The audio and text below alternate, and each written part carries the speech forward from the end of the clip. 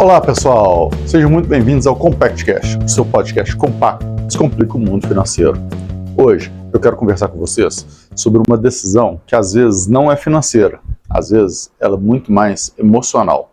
A questão é alugar ou comprar uma casa. Eu já falei disso um pouquinho, mas bem rapidamente, no episódio que eu falei sobre frases de investimento e mostrando essas questões, mas hoje eu queria me alongar um pouco mais. Um ponto importante que a gente tem que levar em consideração ao comprar a casa ou ao ficar no aluguel é primeiro se a gente tem ou não dinheiro. Tendo dinheiro, financeiramente falando, normalmente é mais vantajoso você deixar o seu dinheiro aplicado, pegar o valor disso e alugar, porque o rendimento vai ser superior, na maioria das vezes, ao valor do aluguel. Porém, existem outras opções, como por exemplo, em vez de você comprar um apartamento pronto, você pode comprar um apartamento na planta. Então, se você comprar ele na planta e ele tiver uma valorização aí de 20, 30, 40, 50%, dependendo do lugar, dependendo do modelo e tudo mais, e de quanto você efetivamente está pagando, que às vezes é uma obra por administração, às vezes é uma obra com preço já fixo, então tudo isso interfere, né? Quando é administração, normalmente você tem chance de preços maiores, né, de rentabilidades maiores. Quando você tem uma obra fixa, né, o construtor já está embutindo ali dentro uma parte do risco, então ele consequentemente está colocando para ele uma parte da rentabilidade também. Então, a partir do momento que você considera um rendimento melhor, colocando dinheiro ali numa construção, você vai acabar tendo aí, então, uma possibilidade de comprar a casa ser financeiramente mais vantajoso. Claro que aí entra, depois do momento que a casa está pronta, manter aquela casa ou vender ela e fazer o processo todo de novo. E, obviamente, se tornaria mais vantajoso, você vai girando isso aí mês após mês. Outro ponto que você entra em questão, aí é se você não tem o dinheiro. Se você não tem o dinheiro, está lá pagando aluguel, R$1.000, R$2.000 de aluguel todo mês, né, entra uma grande questão. E se eu financiar?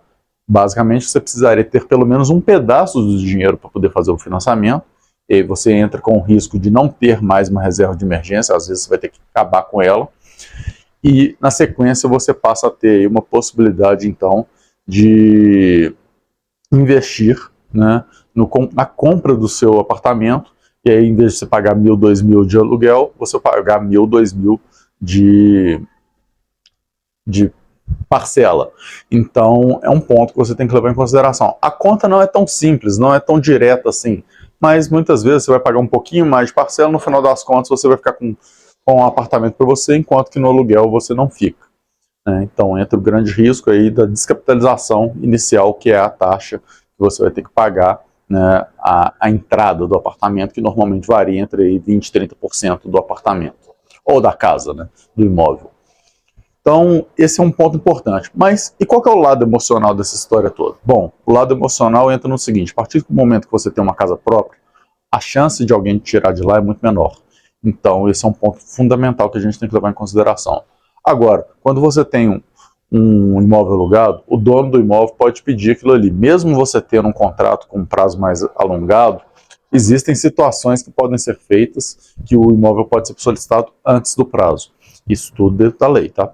Então, se acontecer esse tipo de situação, ela pode acontecer num momento que você não está preparado para poder fazer uma mudança. Pode ser no momento que você está aí esperando uma criança para nascer, pode ser um momento que alguém está doente, pode ser um momento que você está tendo que fazer muitas viagens a trabalho. Então, pode ser um momento inadequado que vai dificultar você procurar um novo lar, né, no mesmo padrão que você tem ali. Claro que tudo é ajeitado, tudo tem jeito, né, para se fazer, mas às vezes a pessoa não está disposta a lidar com essa questão. Outra coisa também é que normalmente no imóvel alugado você acaba não deixando ele com as suas características, né? Então você não vai ter que pensar assim, não vou trocar essa bancada aqui, ela não é tão bonita, mas não vou trocar porque não é meu. E enquanto o imóvel próprio, você acaba fazendo aquelas mudanças e deixa a casa mais com a sua cara, mais com o seu jeito. E aí, obviamente, você vai gastar mais para isso, mas você vai deixar ali um conforto maior.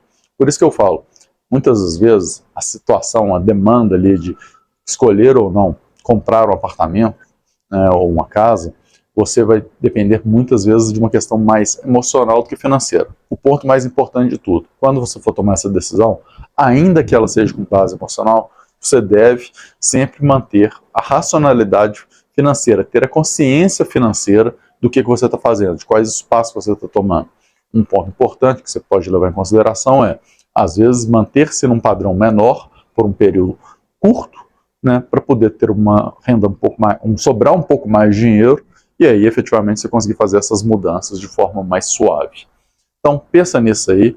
Eu resolvi falar de imóveis, então resolvi pegar esse cenário um pouco diferente aqui para poder dar um pouco mais de ilustração em relação aí a possibilidade de compra e venda de imóveis, mas espero que vocês tenham gostado aí do cenário também, não vai ser sempre aqui, mas é isso e até a